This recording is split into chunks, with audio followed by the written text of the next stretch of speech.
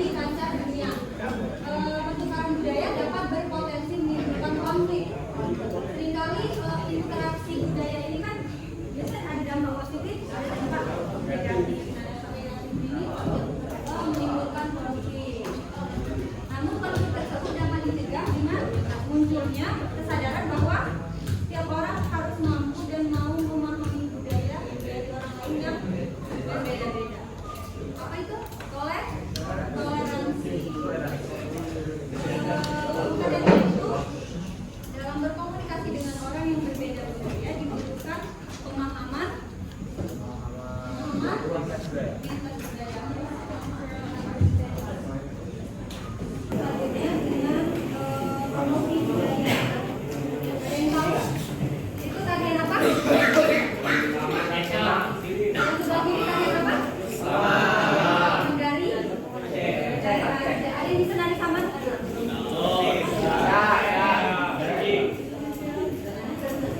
Terus yang sebelah ini tarian apa? Dari mana? Selain ini, contoh tarian yang sudah mendunia. Tarian apa? Tari adat, tari Nusantara, tari tradisional.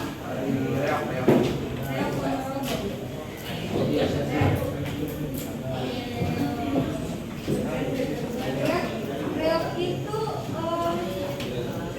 banyak nggak turis asing yang tahu reok?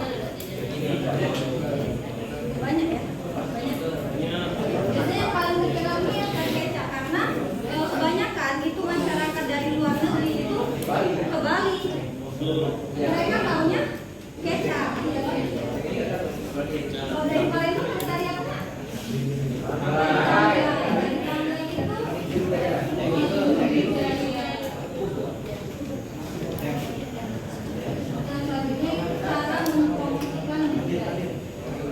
Pertama kita bisa memanfaatkan teknologi, contohnya sosial media.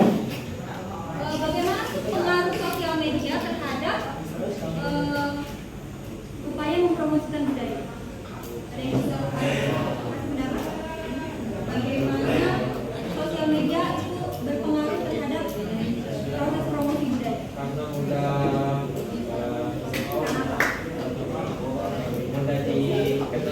di sosial media kan luas ya. Sosial media itu tidak terbatas sama ruang dan waktu. Jadi misal kalian upload sesuatu di sini sekarang, mungkin orang yang jauh kan bisa lihat kan, nggak harus yang dekat di sini kan. Oh, media sosial itu sangat berpengaruh terhadap promosi. Lalu yang selanjutnya itu memperkenalkan berbagai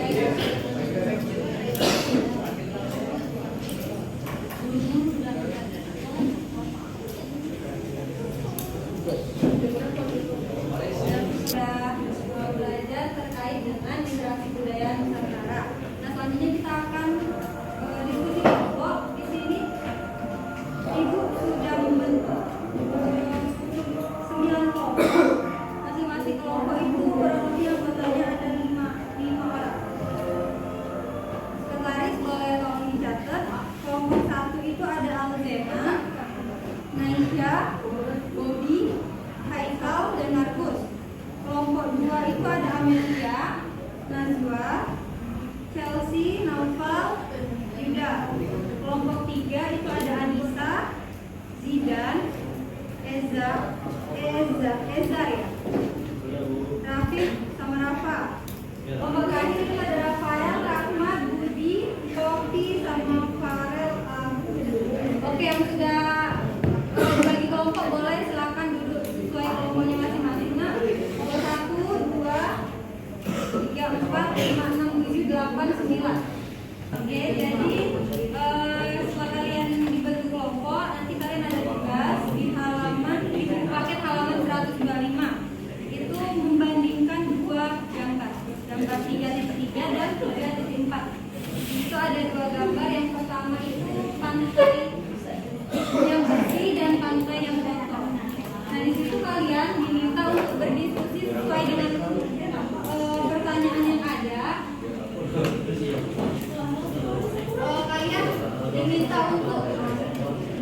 instruksi terkait dengan dua pantai tersebut. Ada yang pantai kotor, ada pantai yang bersih. Nah, kalian analisis seperti contohnya apa faktornya kok bisa pantai kotor, ada pantai yang kotor, ada pantai yang bersih. Terus upaya untuk membersihkan pantai yang kotor.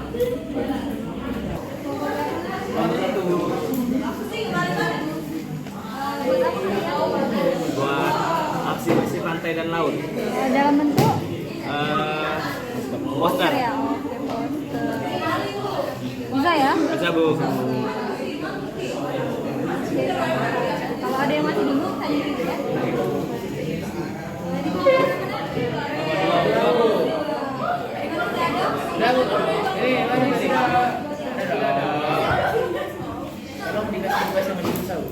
Ukuran selesai. Bisa selesai lagi.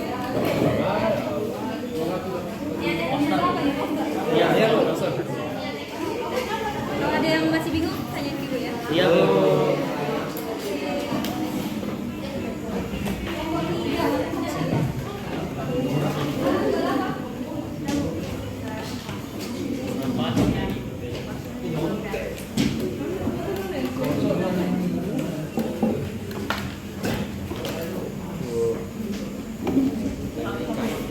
Kalau ada yang masih bingung, tanya dulu ya.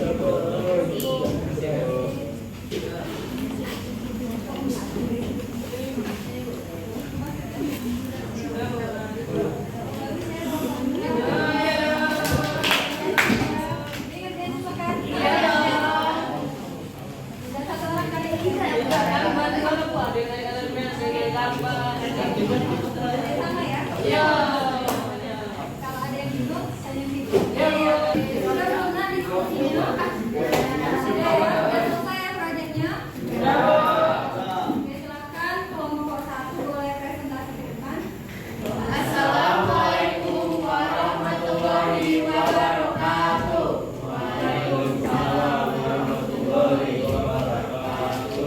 Di sini kami dari kelompok 1 akan mempresentasikan hasil poster yang telah kami buat. Sebelumnya perkenalkan, saya Alden Rizky. Saya Isya. Saya Rafael siapa? Kami akan mempresentasikan hasil poster.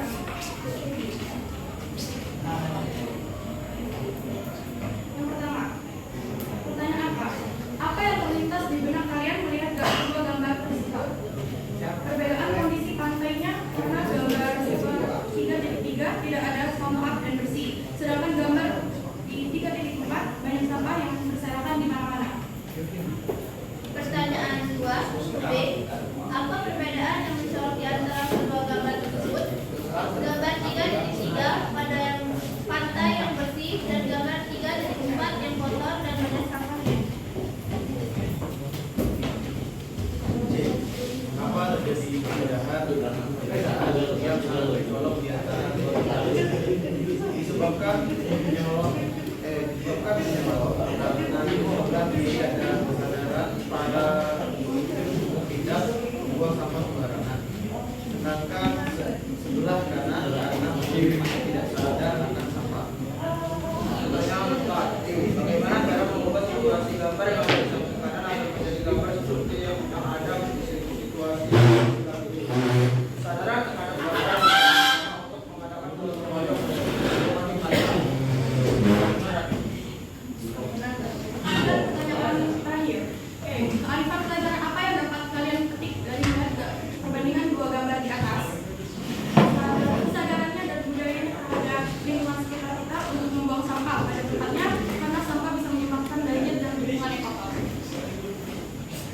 Sekian presentasi dari kami. Apakah ada yang ingin bertanya?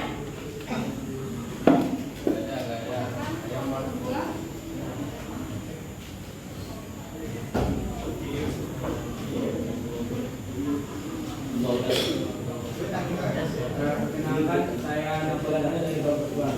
Tadi kan kalian bilang cara mengubah situasi agar pantainya jadi lebih bersih itu dengan cara gotong royong. Nah, bagaimana sih kalau misalnya gotong royong itu hanya dilakukan seperti sebulan sekali, seperti mungkin 2 bulan sekali, artinya kan kebersihan itu tidak stabil. Jadi kalau misalnya menumpuk dibersihkan, jadi bukan yang kalau kotor langsung bersihkan. Nah, bagaimana sih agar pantai yang tadinya kotor itu bisa dibersihkan dengan cara yang stabil dan bisa membuat banyak orang ikut andil untuk membersihkan pantai itu. Baik, terima kasih atas pertanyaannya. Jadi pertanyaannya bagaimana cara agar stabil kebersihan Jadi secara berlanjut. di situ bisa kesadaran yang pertama tentunya kesadaran dari pengunjung, dan kedua menyiapkan pamflet kalau misalnya buang sampah harap ada tempatnya untuk mengingatkan para pengunjung agar masih di dalamnya itu terkotor. Apakah sudah jelas? Apakah masih ada yang ingin bertanya? Baik, kalau tidak ada kami akhiri. Wassalamualaikum warahmatullahi wabarakatuh. Assalamualaikum warahmatullahi wabarakatuh. Waalaikumsalam warahmatullahi wabarakatuh. Selamat siang teman-teman, selamat siang Bu. Jadi pada pertanyaan ini kami akan mempresentasikan hasil diskusi kami mengenai pantai kotor dan pertanyaan pertama, apa yang terlintas di benak kalian ketika melihat sebuah gambar? Pada gambar sebelah kiri menunjukkan pantai yang tampak bersih dan tertata rapi, sementara pada gambar sebelah kanan menunjukkan salah satu sudut pantai yang kotor dan tampak aktivitas masyarakat yang mengambil gotong royong membersihkan pantai. Apa perbedaan yang masuk di gambar tersebut? Pada gambar sebelah kiri menunjukkan pantai yang rapi dan bersih, sedangkan di sebelah kanan ada pantai Untuk pertanyaan ketiga, kenapa terjadi perbedaan yang sangat mencolok di antara kedua gambar tersebut? Perbedaan mencolok di antara dua gambar tersebut mungkin terjadi kesadaran dari para penduduk pantai untuk membuang sampah pada tempatnya. Bagaimana dalam membuat situasi gambar yang di samping kanan ada menjadi gambar seperti situasi yang ada di sebelah kiri ini. Disediakan tempat sampah dan melakukan sosialisasi kepada masyarakat sekitar dan pengunjung pantai untuk mengakibatkan kesadaran membuang sampah pada tempat. Ya, Pertanyaan akhir, kearifan pelajaran apa yang dapat kalian petik dari melihat kedua gambar di atas? Pelajaran atau kearifan yang bisa dipetik adalah pentingnya kesadaran dan budaya untuk menjaga membuang sampah pada tempatnya. baik. Sekian dari hasil diskusi kami. Kami membuka sesi diskusi kepada teman-teman sekalian. Apakah ada yang ingin ditanyakan? Kelompok 3, pertanyaan kelompok 3.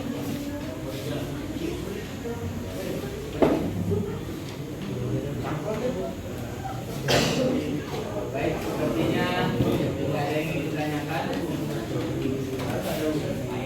Ayo siapa? Ingin bertanya teman-teman. Silakan. Kelompok 3. Jadi kelompok 1 nih. Kelompok 1 presentasi yang masih kelompok 2. Kelompok 2 yang bertanya kelompok 3. Kelompok 3 presentasi yang bertanya kelompok 4. Kelompok presentasi yang masih bertanya kelompok 4.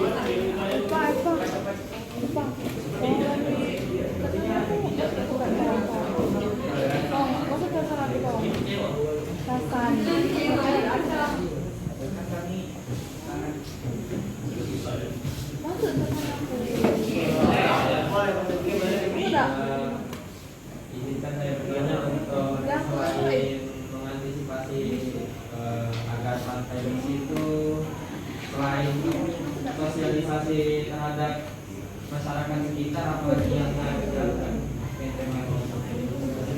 Selain sosialisasi.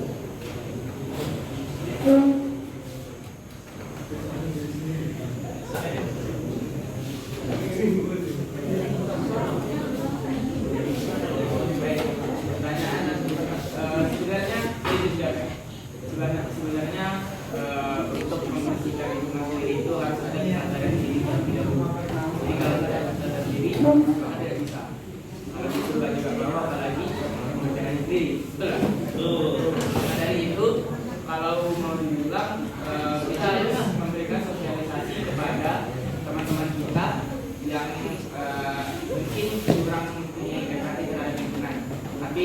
mungkin ini bisa menjawab. Jadi menyediakan tempat sampah bukan. Tapi poinnya di sini mungkin salah satu cara untuk menunjukkan kesadaran diri terhadap lingkungan itu ya dengan cara sosialisasi. Mulai dari diri. Apa kamu jawab?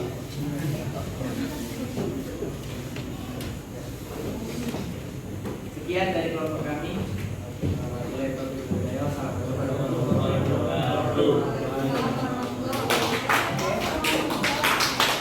Oke, silakan kelompok selanjutnya kelompok 3. Assalamualaikum warahmatullahi wabarakatuh.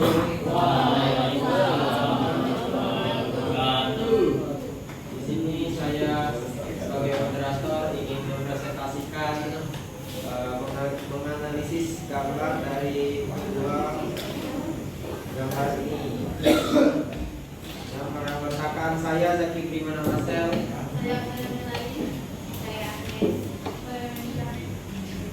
Yang pertama, kedua gambar tersebut menunjukkan kondisi kedua pantai yang berbeda.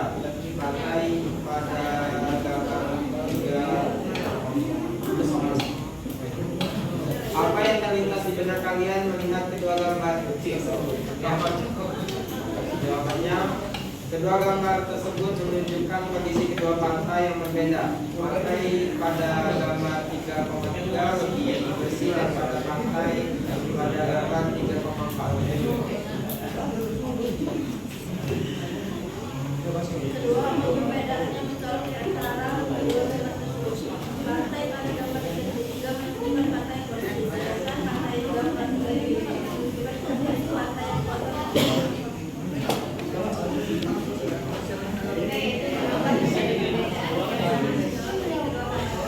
Perbedaan mencolok di antara kedua gambar tersebut terjadi dari kesadaran para pengunjung pantai untuk membuang sampah pada tempat biasa. Bagaimana kalau membuat sebuah gambar yang ada di samping pantai menjadi gambar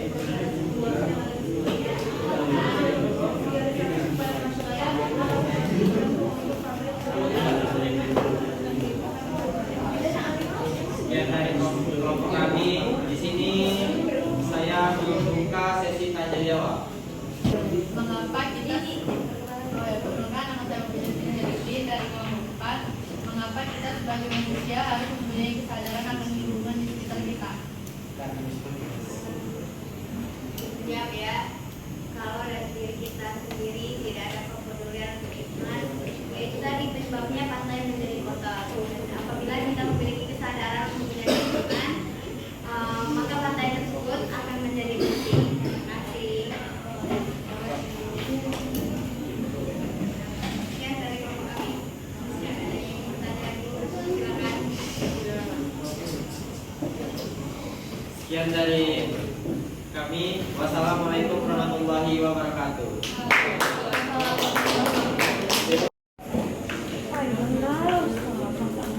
Oke, terima kasih untuk kelompok-kelompok yang sudah presentasi ke depan.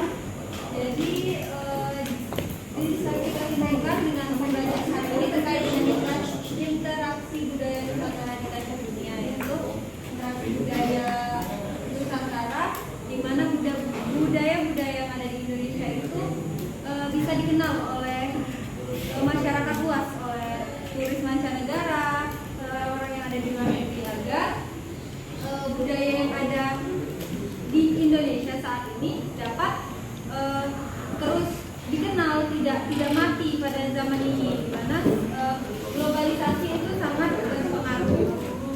Nah, terkait dengan hasil diskusi kita tadi dengan membandingkan antara dua gambar pantai yang bersih dan pantai yang kotor, itu dapat kita tarik kesimpulan bahwa kita sebagai masyarakat Indonesia, kalian sebagai generasi muda dapat menjaga alam Indonesia, menjaga pantai, menjaga